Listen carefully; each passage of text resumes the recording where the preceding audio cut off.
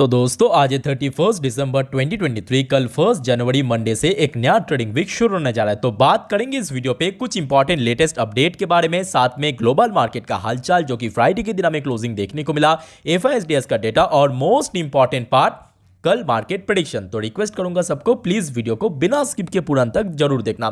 तो दोस्तों आज का ये वीडियो बहुत ही स्पेशल एंड बहुत ही इंपॉर्टेंट होने जा रहा है, क्योंकि साथ में इस वीडियो में हम स्टॉक मार्केट 2023 में थोड़ा रिवाइंड भी करेंगे। कौन कौन सी कंपनी बहुत बढ़िया रिटर्न दिया हर एक सेगमेंट पे, कौन कौन सी कंपनी सबसे खराब वर्स्ट रिटर्न दिया है, वो भी हम पूरा देखेंगे। तो चलिए सबसे पहले हम देख लेते हैं कि मार्केट एनालिस्ट द्वारा क्या स्टेटमेंट दिया कि कल 1 जनवरी के दिन बाजार किस तरह मूव कर सकता है। तो दोस्तों इस टॉपिक को कवर किया एचडीएफसी सिक्योरिटीज की तरफ से एक एनालिस्ट ने। इनके अकॉर्डिंग लास्ट डे फ्राइडे के दिन जहां पे निफ्टी क्लोजिंग दिया उसके ऊपर बेस करके आगे दोस्तों 22,000 से लेके 22,200 तक जो कि निफ्टी ऊपर मूव कर सकता है। बट हाँ, साथ में इन्होंने यह भी मेंशन किया कि शॉर्ट टर्म बेसिस पे एक दो ट्रेडिंग सेशन हो सकता है कि मार्केट थोड़ा कंसोलिडेट करे, क्योंकि लगातार ऊपर की तरफ मूव कर रहा था। कुछ इंपॉर्टेंट सपोर्ट लेवल भी मेंशन किया, इमीडिएट 21,550 का लेवल। बाकी दोस्तों आपको क्या लगता है कि कल बाजार किस तरफ मूव करेगा, प्लीज मुझे कमेंट बॉक्स में कमेंट करके जरूर बताइए। अब चलिए एक एक करके थोड़ा सा अपडेट मैं आपको देता हूं। Can Nifty 50 repeat the feet of 2023 in 2024? Actually 2023 में हमने देखा निफ्टी 50 बहुत बढ़िया रिटर्न दिया, खास करके इंडेक्स अगर एक साल पे 20% की रिटर्न दिया मतलब बहुत बड़ी बात है।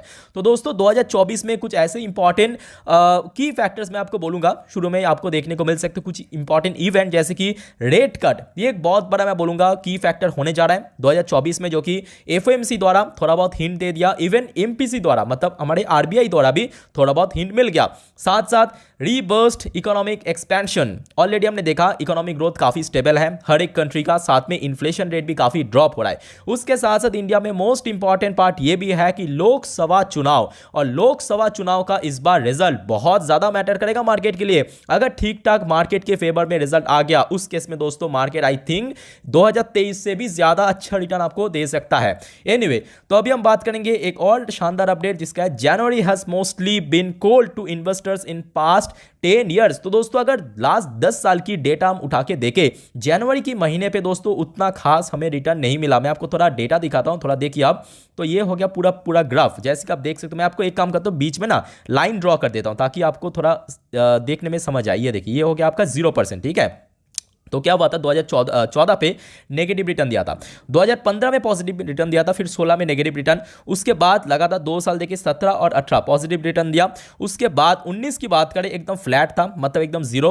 बट 2020 में यहाँ पे आप देख सकते हो नेगेटिव रिटर्न दिया, 2021 में भी नेगेटिव रिटर्न, इवन 2022 में भी नेगेटिव रिटर्न, इवन 23 में भी नेगेटिव रिटर्न दिया। यानी लगातार 5 साल दोस्तों जनवरी के महीने पे नेगेटिव रिटर्न दिया। बट इस बार हो सकता है, क्योंकि इस बार मामला कुछ अलग है, ठीक है। तो आई थिंक कि जनवरी में इस बार पॉजिटिव भी रिटर्न मिल सकता है। एनीवे, नेक्स्ट हम बात करेंगे the biggest stock winner and loser. तो दोस्तों चलिए थोड़ा सा हम मार्केट को रिवाइंड करते हैं कि कौन कौन सी कंपनी का शेयर बढ़िया रिटर्न दिया अलग अलग सेगमेंट वाइज। तो सबसे पहले हम बात करेंगे लार्ज कैप सेगमेंट पे कौन कौन सी कंपनी सबसे बढ़िया रिटर्न कमा के दिया शेयर होल्डर को। दोस्तों आप सभी को मैं रिक्वेस्ट करूंगा, आपके पोर्टफोलियो में कौन सा शेयर सबसे बढ़िया रिटर्न दिया सिर्फ और सिर्फ 2023 के भीतर, मतलब जब आपने इन्वेस्ट किया तब से लेकर अभी तक नहीं, सिर्फ और सिर्फ 2023 के बाद प्लीज मुझे कमेंट करके बताइए। मैं भी अपना जो शेयर है सबसे ज्यादा रिटर्न दिया 2023 में वो भी एंड पे बताऊंगा, देखते जाइए। तो लार्ज कैप सेगमेंट की बात करें, एनटीपीसी सबसे ज्यादा रिटर्न कमा के दिया जो कि 98%, ऑलमोस्ट पैसा दुगना करके दिया। टाटा मोटर्स उसके बाद 95% की रिटर्न दिया 2023 में। बजाज ऑटो उसके बाद 91% के रिटर्न दिया। कोल इंडिया जो कि एक सरकारी कंपनी 84% का रिटर्न दिया। लार्सन एंड टुब्रो भाई साहब ऑलराउंडर कंपनी 70% का रिटर्न दिया। अभी हम बात करेंगे वर्स्ट रिटर्न दिया लार्ज कैप सेगमेंट पे कौन सी कंपनी, चलिए देख लेते हैं। तो वर्स्ट रिटर्न दिया लार्ज कैप सेगमेंट पे अदानी एंटरप्राइज और यूपीएल। अदानी एंटरप्राइज में टोटल 27% की ड्रॉप हुआ 2023 के भीतर, और यूपीएल के अंदर टोटल 16% के आसपास ड्रॉप देखने को मिला। तो चलिए अभी हम बात करेंगे मिड कैप सेगमेंट पे कौन सी कंपनी सबसे बढ़िया रिटर्न दिया। तो मिड कैप सेगमेंट की अगर हम बात करें, एक और सरकारी कंपनी का नाम निकल के आया, आरईसी लिमिटेड, बढ़िया डिविडेंड बेस्ड कंपनी, 280% चला दोस्तों 2023 के भीतर। पावर फाइनेंस कॉर्पोरेशन एक और सरकारी कंपनी, भाई साहब 2023 तो सरकारी कंपनी के लिए पूरा एकदम मतलब उस लेवल की रिटर्न मिला 263%। उसके बाद देखिए आईआरएफसी अनादर सरकारी कंपनी, बीएसयू कंपनी, एसजेवीएन, देखिए ये सारे लिस्ट में सरकारी कंपनी है मिड कैप सेगमेंट पे। उसके बाद देखिए अरविंदो फार्मा जो कि ये सारे सबसे बेस्ट रिटर्न देने वाला शेयर है मिड कैप सेगमेंट पे। अभी हम बात करेंगे सेम मिड कैप सेगमेंट का ही सबसे वर्स्ट रिटर्न देने वाला शेयर, जैसे कि राजेश एक्सपोर्ट 50% गिरा, आदित्य बिरला फैशन 23% गिरा, हनीवेल ऑटोमेशन इंडिया 11% गिरा, क्रॉम्पटन ग्रिप्सन जो कि लगभग 11% के आसपास नीचे, एसीसी सीमेंट जो कि 11% नीचे। अब चलिए हम बात करेंगे स्मॉल कैप सेगमेंट में। भाई साहब कुछ स्पेशल है यहाँ पे, क्योंकि एक एक शेयर ने बम्पर रिटर्न कमा के दे देखिए स्मॉल कैप सेगमेंट में, जिस वजह से पैसा बनता भी है और उसके साथ साथ पैसा डूबता भी, क्योंकि यहाँ पे रिस्क बहुत ज़्यादा है, रिवार्ड भी उतना ही ज़्यादा मिलेगा। जैसे कि आप देख सकते हो जय बालाजी इंडस्ट्री 1319% का रिटर्न दिया 2023 के भीतर, सिर्फ और सिर्फ 2023 पे, मतलब एक साल पे पैसा 14 गुना करके दिया। उसके बाद देखिए एक और शानदार कंपनी जिसका नाम है ऑरियम प्रो सोल्यूशन 536% की रिटर्न दिया, आइनॉक्स वाइन एनर्जी 439% की रिटर्न, लॉलाइट एंटरप्राइज जो कि 432% की रिटर्न दिया, टीटा का रेल सिस्टम जो कि बहुत शानदार कंपनी है रेलवे सेक्टर का 356% की रिटर्न दिया। अगर हम वर्स्ट स्टॉक की लिस्ट की बात करें तो सबसे खराब परफॉर्म दिया दोस्तों ईकेआई एनर्जी 67% ड्रॉप हुआ, जीआरएम ओवरसीज 56% ड्रॉप हुआ, बेस्ट एर्गो लाइफ 45% ड्रॉप हुआ, पीसी ज्वेलर्स 44% की ड्रॉप हुआ, सैनमिट इंफ्रा जो कि 42% ड्रॉप हुआ दोस्तों 2023 के भीतर। ये दोस्तों हो गया कुछ इंपॉर्टेंट रिवाइंड जो कि 2023 के भीतर, but at the same time ये भी आपको दिमाग में होना चाहिए कि अभी कोविड का केस लगातार इंक्रीज हो रहा है। जैसे कि मैं आपको इसके पहले एक वीडियो में भी मेंशन किया था कि कोविड की वजह से ना डायरेक्टली मार्केट में इंपैक्ट नहीं आएगा, बट कोविड की वजह से जब सेंट्रल या स्टेट गवर्नमेंट की तरफ से कुछ ना कुछ निर्देशिका जारी करेगा या कुछ ना कुछ गाइडलाइंस पेश करेगा, उसके ऊपर इंडस्ट्री अगर इंपैक्टेड हुआ उस वजह से मार्केट गिर सकता है। बाकी कोई यहाँ पे दिक्कत नहीं है। बाकी बात करेंगे, थोड़ा सा फटाफट देख लेते हैं लास्ट डे कैसा हुआ था। डॉ जोन्स में भी हल्का फुल्का नीचे आके क्लोजिंग दिया था। नैस्डैक की बात करें तो यहाँ पे भी थोड़ा सा करेक्शन हुआ था आधा % के आसपास। 10 साल की बॉन्ड डील की बात करें हल्का सा ऊपर पॉजिटिव में क्लोजिंग दिया था। ब्रेन क्रूड की बात करें थोड़ा सा वॉलेटाइल था। बाकी बात करें इंडियन मार्केट की कुछ important company, Wipro limited India में थोड़ा सा करेक्शन हुआ था। इन्फोसिस में काफ़ी बढ़िया करेक्शन देखने को मिला था बिकॉज इंडियन मार्केट में भी इन्फोसिस गिरा था। एचडीएफसी बैंक एडियर वर्जन में थोड़ा सा करेक्शन में क्लोजिंग दिया था। आईसीआईसी बैंक में उससे ज़्यादा लगभग 1.5% की ज़्यादा हमें गिरावट में क्लोजिंग देखने को मिला। गिफ्ट निफ्टी की बात करें 21,807 पॉइंट पे गिफ्ट निफ्टी क्लोजिंग दिया था जो कि निफ्टी 50 से थोड़ा सा ऊपर।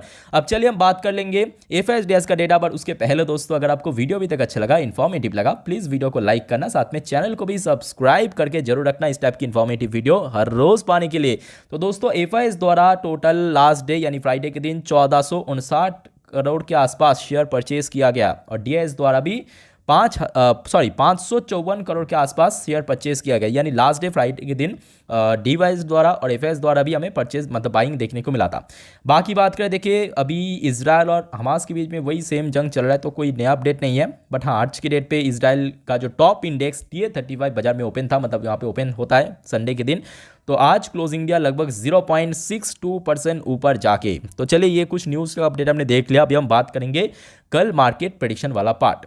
ओपन कर लिया निफ्टी 50 की लास्ट 3 महीने की कैंडलस्टिक चार्ट पैटर्न। तो दोस्तों जैसे कि मैं आपको कुछ टाइम पहले क्या कहा था कि आपको भी थोड़ा कमेंट करके बताइए कि आपके पोर्टफोलियो में सबसे ज्यादा रिटर्न देने वाला शेयर 2023 में कौन सा था। तो देखिए मेरे पोर्टफोलियो में बहुत सारे कंपनी के शेयर बहुत अच्छा रिटर्न दिया, जैसे कि कुछ नाम लिखता हूँ, HL हो गया, जैसे कि मजगांव डॉक हो गया, जैसे कि KPIT हो गया, जैसे कि पॉलीकैब इंडिया हो गया, ठीक है, ये सारे अच्छी रिटर्न दिया था। और भी बहुत सारे शेयर है मुझे याद नहीं आ रहा है। तो सब इसमें सबसे बेस्ट रिटर्न दिया है मेरे पोर्टफोलियो के अंदर वह है एंजल वन, नाम तो आपने सुना होगा। मैं एक्चुअली 2023 में ही परचेस किया था जब मार्च की समय एक्चुअली शेयर में गिरावट हुआ था 1050 के आसपास, और आज की डेट पे वही शेयर पहुंच चुका है लगभग 3500 के आसपास, मतलब 2023 के भीतर टोटल 200% की रिटर्न वो शेयर मुझे दिया। साथ में हर एक क्वार्टर में डिविडेंड भी मिला मुझे, तो ये कहीं ना कहीं एडवांटेज है। तो दोस्तों ये मेरा सबसे बेस्ट स्टॉक रहा 2023 के भीतर। बाकी आपका क्या है प्लीज़ कमेंट करके बताइए।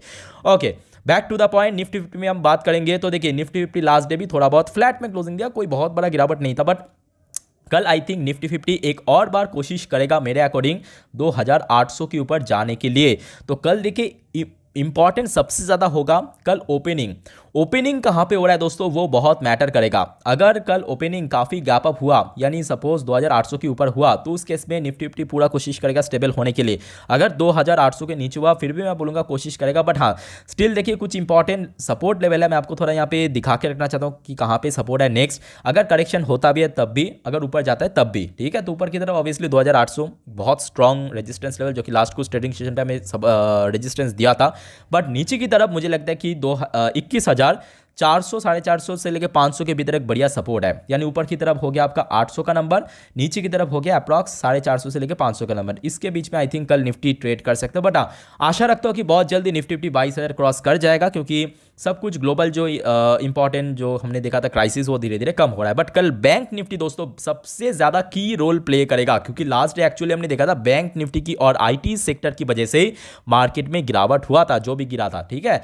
तो bank Nifty last day almost 0.45% के आसपास ड्रॉप होकर क्लोजिंग दिया था, और कल के लिए आई थिंक कि बैंक निफ्टी अगर 48,500 के ऊपर निकल गया, उस केस में एक बहुत बड़ा पॉसिबिलिटी है निफ्टी 50 फिर से अपना हाई टच करने के लिए। तो सबसे पहले मैं आपको बोलूंगा कल बैंक निफ्टी के ऊपर सबसे ज्यादा नजर आपका होना चाहिए। अगर बैंक निफ्टी 48,500 का लेवल ब्रेक करके चला गया ऊपर की तरफ, तो उस केस में निफ्टी 50 भी अपना ऑल टाइम हाई टच कर सकता है कल, एकदम जनवरी की पहली दिन, साल की पहली तारीख को।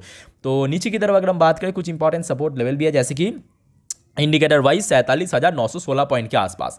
बाकी दोस्तों आपका क्या राय है, कोई शेयर के बारे में जानना है, कोई टॉपिक के बारे में, प्लीज़ मुझे कमेंट करके बताइए। और आप सभी को मेरे तरफ से एडवांस में हैप्पी न्यू ईयर 2024। सब बहुत बढ़िया रहे, सब अच्छे से वेल्थ क्रिएट करें, मेरे तरफ से आप सभी को शुभकामनाएं। बाकी इस वीडियो को वाइंड अप करता हूं, मिलते हैं नेक्स्ट वीडियो पे, तब तक के लिए टेक केयर, बाय बाय, जय हिंद।